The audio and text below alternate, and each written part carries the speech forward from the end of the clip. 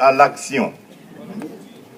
Une action vigoureuse et tenace qui exige l'unité de toutes les forces vives acquises au changement démocratique. L'union fait la force pour dire que tout fait nombre et tout en ce moment fait force. Le régime en place a fait de notre pays non seulement une vaste prison à ciel ouvert, mais aussi un mouroir et un tombeau aux profondeurs abyssales.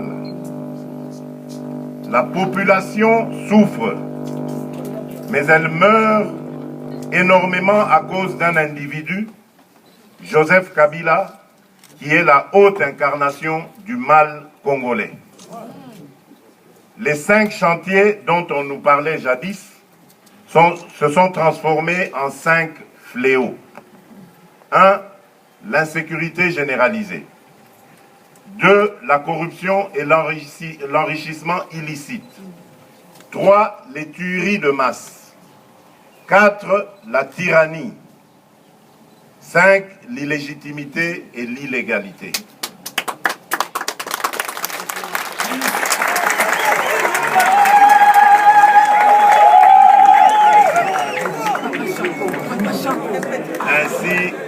Ainsi va le bilan des 17 ans de pouvoir kabiliste. La République démocratique du Congo paraît bien comme un patrimoine dont Joseph Kabila seul détient le certificat d'enregistrement en tant que propriétaire. Et sur cette base, il a décidé que les Congolais n'ont pas droit à des élections pour se choisir notamment un président de la République. Il a décidé que ses partisans exceptés d'enregistrement en tant que propriétaire. Et sur cette base, il a décidé que les Congolais n'ont pas droit à des élections pour se choisir notamment un président de la République. Il a décidé que ses partisans exceptés, aucun Congolais n'a le droit d'exprimer ses opinions, encore moins de manifester sans s'exposer à aller grossir encore davantage le nombre, il est vrai, chaque jour croissant, des prisonniers ou des exilés politiques. Il a décidé que, puisque cela lui déplaît, le chef historique de l'opposition congolaise, Étienne Tshisekedi Wamulumba d'heureuse mémoire, n'a pas le droit de reposer en paix sous la terre de ses ancêtres. Il a décidé qu'étant donné que la République démocratique du Congo est sa propriété privée, seul lui, Joseph Kabila, et sa famille pouvaient y vivre décemment. Tous les autres 80 millions de Congolaises et de Congolais, qu'ils soient médecins, fonctionnaires, enseignants, policiers, soldats, magistrats, mamans maraîchères, wewa ou autres, devaient se contenter du triste sort auquel il soumet le pays depuis 17 ans. Le monde nous regarde tantôt avec admiration, tantôt avec compassion.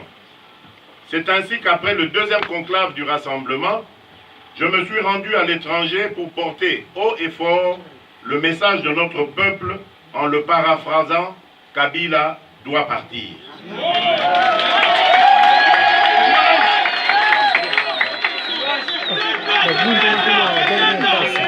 Pour s'éterniser au pouvoir, Joseph Kabila est prêt à tout.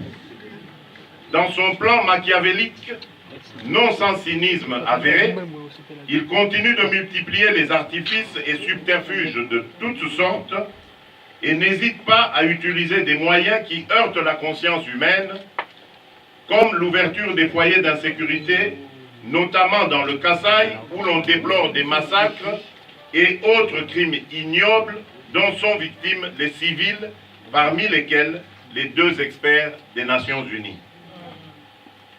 De surcroît, l'insécurité généralisée qui règne sur l'ensemble du territoire est marquée par notamment la persistance des violences dans l'est du pays, la recrudescence du phénomène kidnapping au nord Kivu, les vols à main armée et les enlèvements dans la ville de Kinshasa, ainsi que des tueries à l'est du pays, et ce, dans l'indifférence complice de Joseph Kabila. Sa CENI a déjà mis en branle la machine à tricher par le système de préencodage dans certains centres d'enrôlement du pays. À ce sujet, un individu venant de Lusambo, détenteur sans titre ni droit de plus d'1 millier de cartes d'électeurs, a été appréhendé le dimanche 20 août 2017 à l'aéroport de Bipemba à Mbujimaï. La CENI demeure ainsi le vecteur principal du dévoiement de notre processus électoral pendant que sa sœur siamoise, la Cour constitutionnelle, se charge du tripatouillage de la Constitution pour légaliser les fraudes électorales et le projet de référendum constitutionnel de Joseph Kabila. Au cours de mon périple euro-américain, j'ai eu des entretiens respectivement au ministère des Affaires étrangères belge, au Quai d'Orsay en France et au département d'État aux États-Unis d'Amérique. Que la communauté internationale qui a toujours été aux côtés du peuple congolais au grand tournant de son histoire et qui nous a assuré de son accompagnement vers une alternance démocratique, au plus tard le 31 décembre 2017, trouve ici l'expression de toute notre reconnaissance.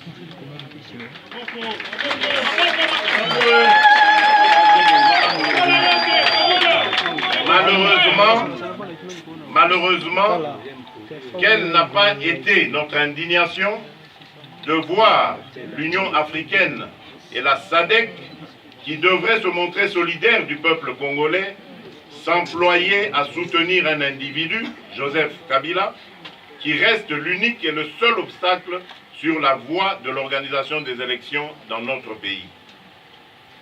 Les conditions de vie de nos concitoyens se dégradent de façon inquiétante pendant que le franc congolais, l'un des attributs de souveraineté nationale, ne cesse de perdre sa valeur par rapport au dollar américain, entraînant l'augmentation continuelle des prix des denrées alimentaires de base et des transports, pendant que les réserves de change, devenues quasiment nulles, constituent une menace pour l'importation des biens de première nécessité, notamment le carburant, dont l'approvisionnement à la pompe est déjà compromis.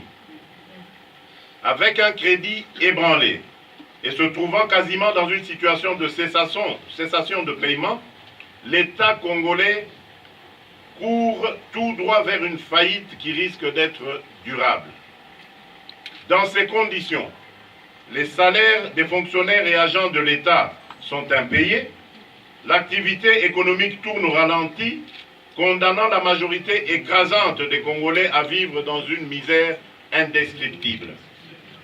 Mesdames et messieurs de la presse, dans sa farouche détermination, Joseph Kabila tente de réduire au silence des millions de Congolais qui, partout dans le pays, ne cessent d'exprimer leur rejet à l'endroit d'un président devenu illégitime et illégal depuis le 19 décembre 2016, date de la fin de son second et dernier mandat.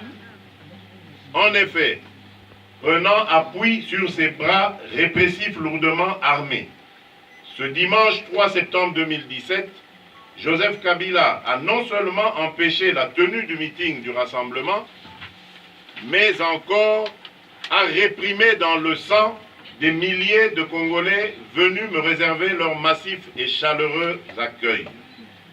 Que le peuple quinois trouve ici l'expression de toute ma gratitude. Je garde une pensée attristée et j'éprouve une vive compassion pour ceux de nos compatriotes qui ont été victimes de cette répression aveugle des forces de Joseph Kabila. Je n'oublie pas ceux qui sont injustement détenus et privés de liberté pour des raisons politiques et d'opinion, dont j'exige une libération immédiate, notamment Eugène Diomindongala, Jean-Claude Mouyambo, Franck Diongo, Jean-Baptiste Kassekwa, Sephora Bidoya, Saa Sita, 8 Moulongo, ainsi que les combattants de l'UDPS, de l'ESID, du MSR, de l'UNAFEC et d'autres partis politiques. J'exige avec force le retour sans condition et en toute sécurité des exilés politiques dont Moïse Katumbi Tchapwe, Antipas Mbusa Nyamwisi et l'arrêt des procès à motivation politique. Je condamne avec fermeté toutes les atteintes flagrantes à la liberté d'expression et de réunion, ce qui dénote un comportement voyou